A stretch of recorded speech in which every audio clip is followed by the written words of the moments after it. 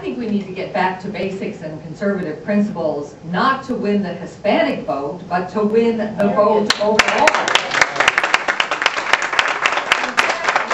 As Richard Nadler and others have pointed out, the fallacy of using immigration as a wedge issue in the 2004, 2006, and 2008 elections, we ought to look at the results. We lost members in every election in which we tried to make immigration the wedge issue. So we ought to do it because it's the right thing to do and because it is what the Republican Party is supposed to stand for. But I want to just quickly echo also what Richard Nadler has said.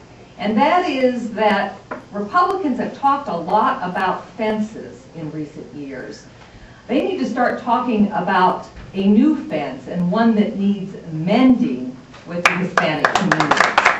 And that's going to take some real effort and some real outreach. And it's going to mean standing up to the bigots that fill the airwaves, and I will call them by what their name, what they are. The people who are whipping up a frenzy to try to drive people from this country, who want to see people rounded up, literally, and sent home. You know, you talked about the Oberweis election in Illinois. I was in Illinois during that election, and I saw the commercials that he ran in which he had a helicopter going over Soldier Field in Chicago and suggesting that since it was, you know, not being put to any use, that it could be used as a holding pen for illegal aliens. When you have those kinds of messages coming out from Republican candidates, you cannot expect Hispanics, particularly those who may have family members who, if they're not illegal, may have one time been illegally in the United States, to go in and feel comfortable pulling that Republican lever. So there's a lot of fence mending that needs to go on in this party, and frankly, I don't see a whole lot of discussion at the Republican National Committee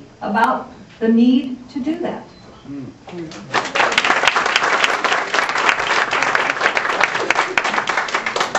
I forgot what the original question was.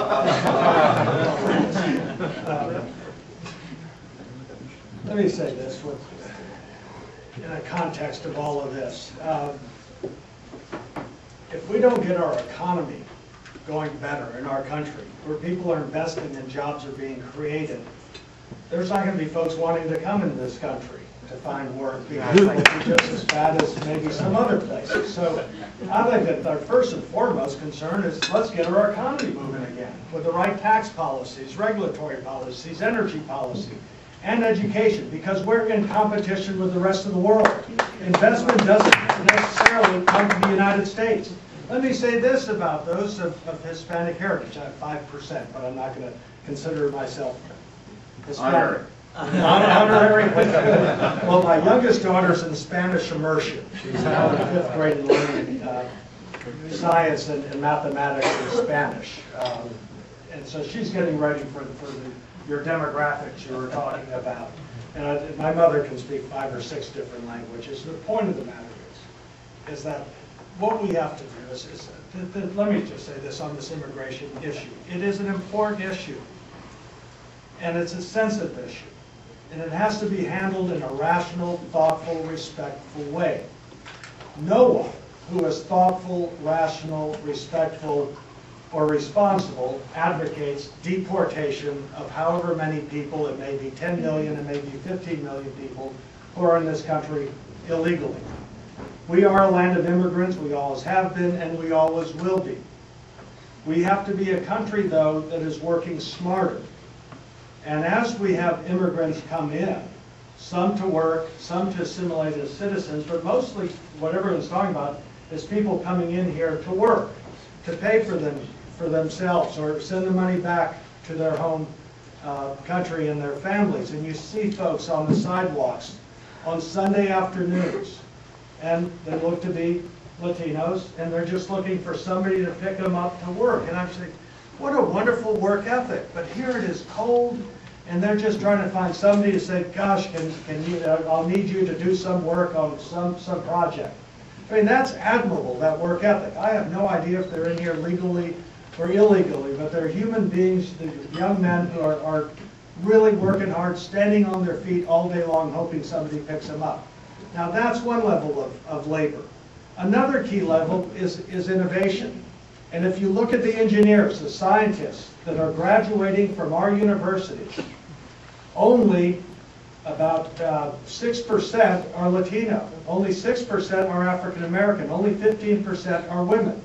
If our Team America is going to compete with countries such as China and India that have 5 times our population and are graduating these engineers and scientists who are going to be the developers and designers and inventors of the new innovations and intellectual property, we can't be competing, in effect, with only 40% of our population against countries much bigger. So for Team America, I would hope that this group, Danny, and you're a leader in this in many ways, will encourage more young people of Hispanic heritage to get interested in science and in medicine and in technology. These are good paying jobs, and we need to have more Americans filling those necessary jobs. Well, I'm for it.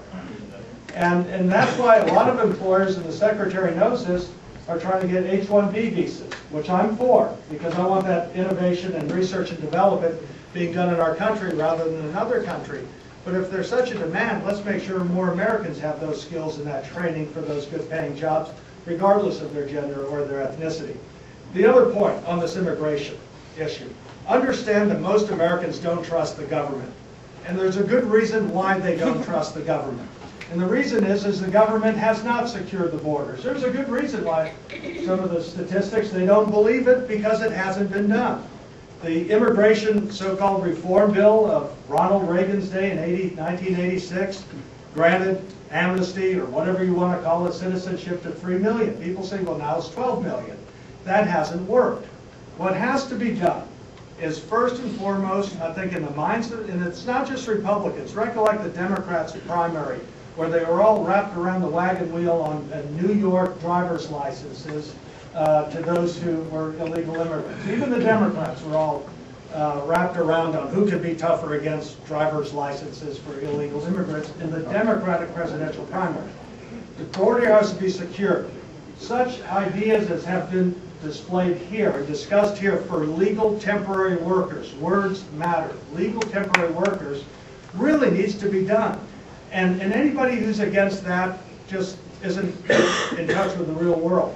Because the real world that the Secretary and Linda Chavez and others are talking about, we have employers who do need folks and they can't find Americans to fill these jobs. If there are folks that can be matched up from elsewhere to come in legally, whether it's like your card that you had there or not, that is the approach that makes a great deal of sense. And it's something all of us ought to be united about. Not deportation, not granting, and one thing, please understand this, taxpayers do not think illegal behavior ought to be rewarded, but taxpayers benefit. I may be in a minority saying that here, but understand that most people believe in the rule of law, and most people believe that you should not reward illegal behavior with taxpayer benefits. But in between all of that, I think the whole matter can get resolved with positive, constructive ideas, people of good faith, thoughtfully working together, and let's try to draw people together in a way that makes sense. And then you get the business community. I think you get a lot of others with common sense saying, all right, we're upholding the rule of law, we're protecting, we're securing our borders, and we're also making sure that this remains a land of opportunity for those who want to be citizens, those who want to come in here to work. All are welcome.